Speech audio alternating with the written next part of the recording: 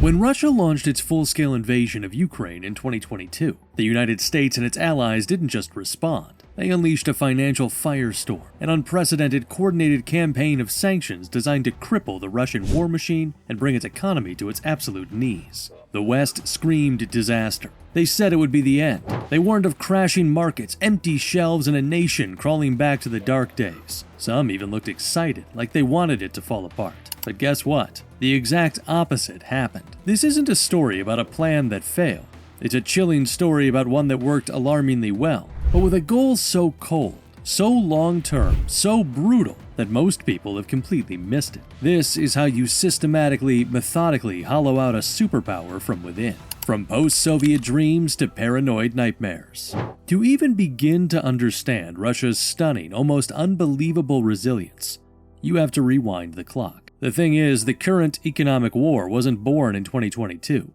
It was forged in the fiery, chaotic crucible of the last 30 years. After the Soviet Union disintegrated in a heap of rust and ideology, the 1990s were supposed to be the gravy days, as some Western entrepreneurs who got rich there later called them. It's hard to believe, but American advisors were literally on the ground, building Russia's new capitalist economy from absolute scratch, helping establish its first automated stock market and privatizing a staggering 15,000 Soviet-era enterprises. For Western businesses, it was a wild, intoxicating gold rush into a green field market, a lawless frontier of immense opportunity. But what nobody talks about, what gets conveniently swept under the rug of post-Cold War triumphalism, is the dark underside of that chaotic decade. For most ordinary Russians, the 90s weren't gravy days. They were a period of profound national humiliation, of soaring, gut-wrenching inequality, and of soul-crushing economic hardship.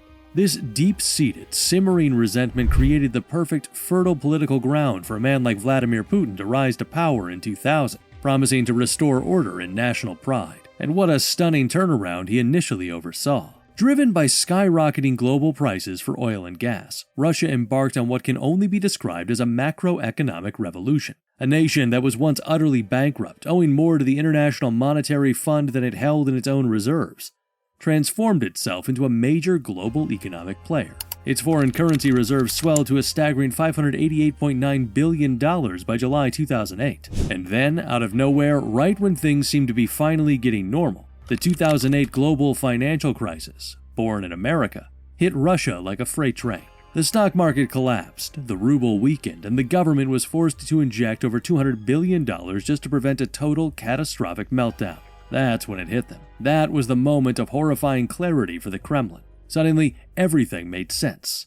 To preserve its national sovereignty, to have any freedom of action on the world stage, Russia realized with chilling certainty that it needed to build an economic fortress, one that could withstand any external shock, any financial assault. The first real test of this new thinking came in 2014, after Russia's annexation of Crimea. The West hit back with its first major wave of sanctions, targeting Russia's financial and energy sectors. While these sanctions cost Russia a reported $40 billion, they weren't crippling. Turns out there's more to the story. Instead of breaking Russia, these initial, almost half-hearted sanctions served as a vaccine. They were strong enough to be seen as a serious threat, a clear warning of what the West could do, but far too weak to deliver a knockout blow. This gave the Kremlin a crucial 8-year heads-up, supercharging its pivot to Asia and catalyzing the formal creation of the Fortress Russia strategy, a systematic, multi-year, state-directed plan to sanction-proof its economy through massive reserve accumulation, aggressive de-dollarization, and disciplined fiscal policy. The West had foolishly shown its hand without delivering a fatal blow,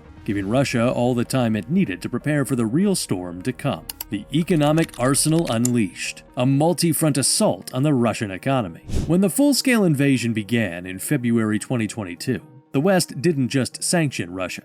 It declared total, all-out economic war. The United States and a coalition of over 30 nations unleashed a campaign of unprecedented scope and speed, designed to violently isolate Russia from the global financial system and starve its war machine of cash and technology. This is where it gets wild. The opening salvo involved two financial nuclear options, weapons of mass economic destruction. First, the coalition froze approximately $300 billion of the Central Bank of Russia's foreign currency reserves, more than half of the massive war chest it had painstakingly built. The goal?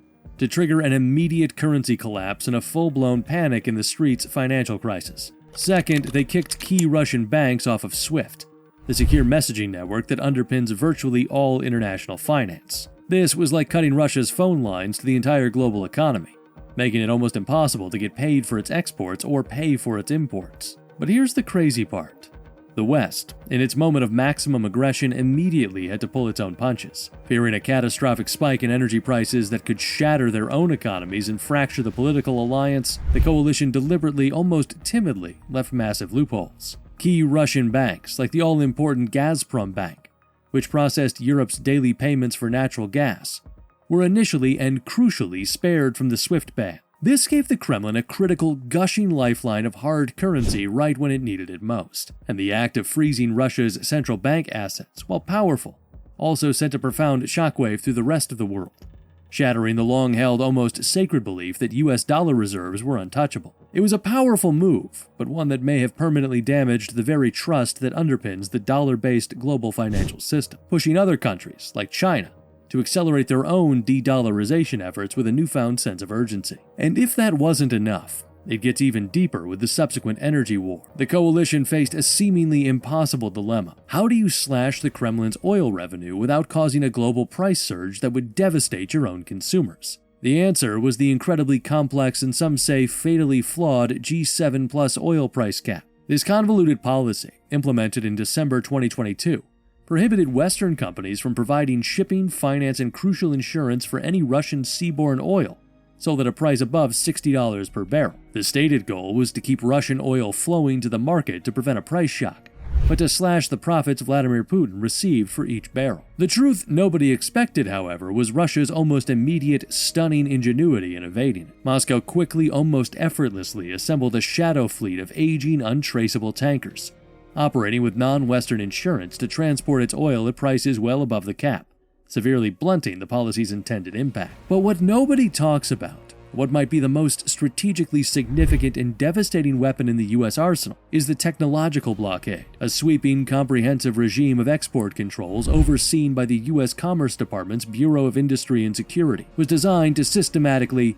ruthlessly degrade Russia's military-industrial complex for a generation. Using the powerful and far-reaching foreign direct product rule, the U.S. extended its jurisdiction to foreign-produced items made with any American technology, aiming to cut off Russia's access to all modern semiconductors, aircraft parts, and other critical high-tech components. This technological strangulation wasn't just designed to impact today's battlefield in Ukraine. It was designed to ensure that Russia could not build a modern 21st century military ever again. How Putin's firewall held back the financial storm. So, how in the hell did Russia survive this full-spectrum economic onslaught? It wasn't luck. It was the Fortress Russia strategy, meticulously prepared, finally activated. You won't believe it, but this pre-planned defense doctrine, born from the painful lessons of the past, allowed Moscow to absorb the initial catastrophic shock and punch back. The first pillar of this fortress was a highly prudent, almost severe fiscal policy. By basing its entire state budget on a conservative oil price,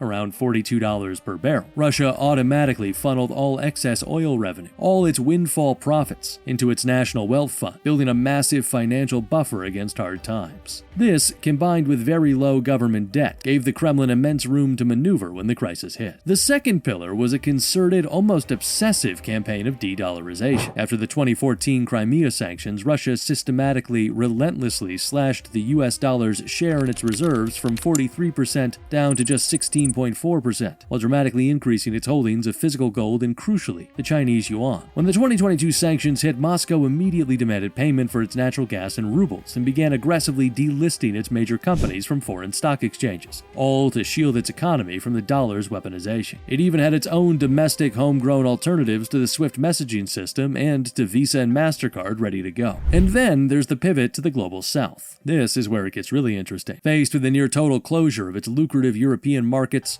Russia's very economic survival hinged on its ability to rapidly, desperately reorient its trade to Asia. China and India became indispensable economic lifelines. Bilateral trade with China absolutely surged, rocketing to a record $240 billion in 2023. India, which had previously been a minor customer for Russian oil, suddenly became its single largest buyer of seaborne crude, greedily snapping up steep discounts that Moscow was forced to offer. But this survival came at a very steep, perhaps humiliating price. In its new relationships, Russia is no longer a powerful, feared energy giant dictating terms. It is an increasingly dependent, almost subservient junior partner. It's now forced to sell its oil at a significant, painful discount to global benchmarks, giving countries like China immense, almost total leverage. You see, behind the scenes, Beijing has reportedly been playing absolute hardball, stalling massive projects like the Power of Siberia 2 pipeline to demand almost insulting price concessions from a desperate Moscow. So while the pivot to Asia saved Russia from immediate economic collapse, its long-term strategic consequences cementing its role as a mere resource appendage,